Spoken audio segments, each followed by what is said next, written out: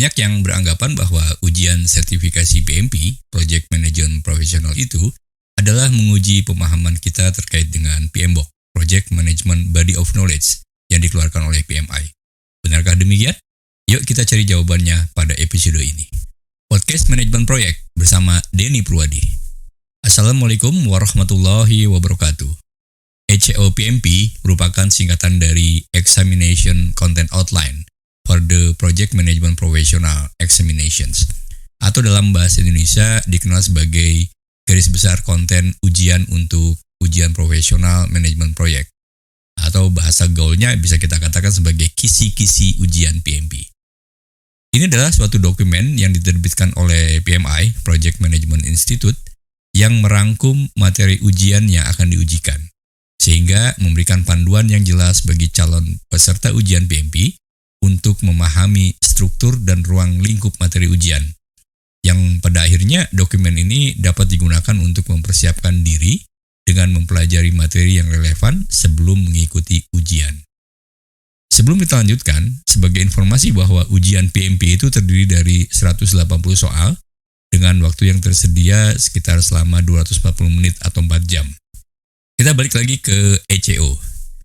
ECO PMP ini mencakup susunan struktur mulai dari domain pengetahuan, task atau tugas-tugas, dan contoh tugas atau enablers yang relevan untuk setiap domainsnya. Di dalam dokumen ini dijelaskan juga terkait persentase jumlah cakupan domain yang menunjukkan bobot relatif dari setiap domain dalam ujian. Jadi masing-masing domain ini akan memiliki jumlah pertanyaan yang berbeda-beda. Mari kita lihat susunannya seperti apa. Yang pertama adalah domain pengetahuan. Domain merupakan area pengetahuan tingkat tinggi yang esensial di dalam praktek manajemen proyek. Ada 3 domain utama di dalam project management profesional. Yang pertama itu adalah people atau orang, kemudian proses, dan yang ketiga adalah business environment atau lingkungan bisnis. Setiap domain mencakup sejumlah besar pengetahuan dan praktek yang relevan untuk manajemen proyek. Dengan pembobotannya adalah sebagai berikut. Domain people itu mencakup 42% dari 180 soal. Atau sekitar 80 soal mungkin ya. Kemudian yang kedua adalah domain proses. Ini 50% atau setara dengan 90 soal. Dan domain business environment sebesar 8% atau sekitar antara 9 sampai dengan 10 soal. Ketiga domain ini harus dipahami dan dikuasai agar berhasil di dalam ujiannya. Dengan memahami dan menguasai konsep-konsep dalam 3 domain ini, seorang manajer proyek dapat menjadi lebih efektif dalam mengelola proyek-proyek kompleks dengan sukses tentunya. Yang kedua adalah task. Turunan dari domain itu adalah tugas atau task.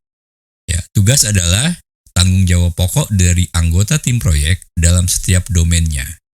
Ada sejumlah tugas yang harus dipahami dan diimplementasikan oleh seorang manajer proyek.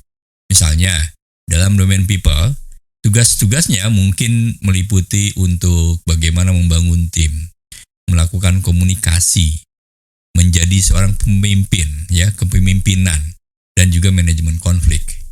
Secara total, untuk 3 domain ini ada 35 task. 14 task di domain people, 17 di domain proses, dan 4 di domain business environment. Struktur yang ketiga itu adalah enablers atau yang menjadi pengaktifnya. Enabler adalah contoh-contoh yang menggambarkan pekerjaan yang terkait dengan tugas yang ada dalam setiap domain tadi. Terdapat 133 enablers dalam ECO ini.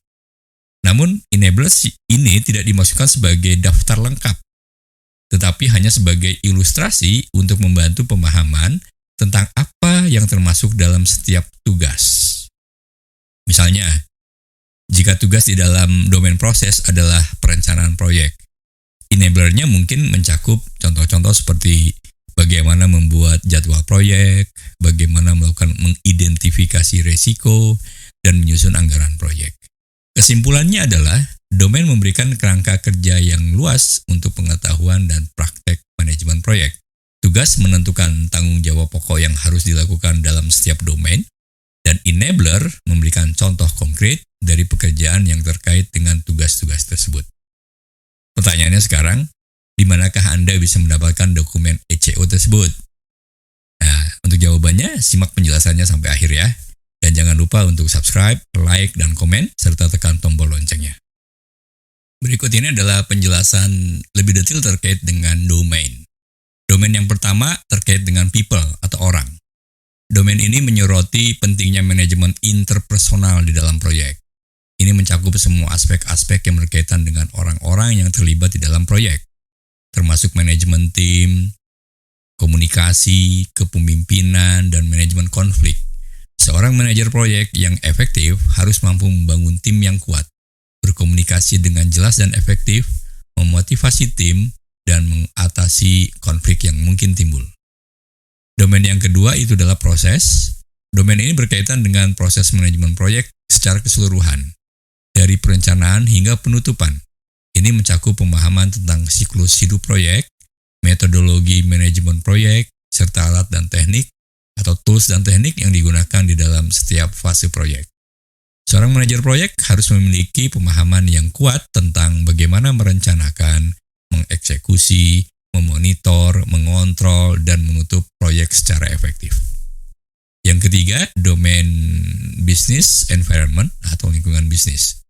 Domain ini mencakup pada pemahaman tentang konteks bisnis di mana proyek beroperasi. Ini termasuk aspek-aspek seperti strategi organisasi, struktur organisasi, kebudayaan, etika, regulasi, faktor-faktor eksternal dan internal, dan dampaknya terhadap pengelolaan proyek. Seorang manajer proyek harus mampu beroperasi di lingkungan yang kompleks dengan memahami faktor-faktor eksternal yang dapat mempengaruhi proyek dan organisasi secara keseluruhan tentunya. Nah, ketiga domain ini harus dipahami dan dikuasai agar berhasil dalam ujian. Dengan memahami dan menguasai konsep-konsep di dalam ketiga domain ini, maka seorang project manager dapat menjadi lebih efektif dalam mengelola proyek-proyek kompleks dengan sukses. Konsep-konsep dalam ketiga domain ini tidak hanya didapatkan dari PMBOK, apakah itu di PMBOK 6 atau PMBOK 7, bahkan mungkin juga di proses Group Practice Guide atau BGPG, tetapi juga dari sumber-sumber referensi yang lainnya. Dengan demikian, ujian PMP tidak menguji pemahaman Anda terkait dengan PMBOK, tetapi lebih luas lagi, yaitu pemahaman dan bagaimana kemudian menerapkan konsep-konsep, prinsip-prinsip, model-model yang terkait dengan pengelolaan proyek. Berikut adalah contoh bagaimana domain, task, dan enabler itu saling terkait, dan apa konsep atau terminologi atau model-model lain yang perlu dipahami. Kita lihat di sini, domain 1 adalah terkait dengan people. Kemudian ada tugas 1 di bawah domain 1, yaitu mengelola konflik. Sedangkan enablers-nya ada 3 di sini. Kita melihat enablers yang pertama adalah menginterpretasikan sumber dan tahap konflik. Yang kedua adalah menganalisis konteks konflik. Dan yang ketiga adalah mengevaluasi, merekomendasikan, memberikan solusi penyelesaian konflik yang tepat. Pada enabler yang pertama, menginterpretasikan sumber dan tahapan konflik. Anda perlu mengetahui dan memahami model-model konflik yang ada, seperti mungkin modelnya Speed Baylis yang membagi konflik menjadi 5 tahapan misalnya. Untuk enabler, mengevaluasi, merekomendasikan, memberikan solusi penyelesaian konflik yang tepat, misalnya Anda perlu mengetahui dan memahami 5 pendekatan dasar untuk menangani konflik, mulai dari smoothing, withdrawal, compromising, forcing, hingga collaborating. Demikianlah penjelasan mengenai ECO PMP. Dokumennya bisa di-download di pmi.org, walaupun Anda belum menjadi members PMI. Saya Denny Purwadi, selamat mempersiapkan ujian PMP. Tetap semangat dan sampai jumpa di episode berikutnya.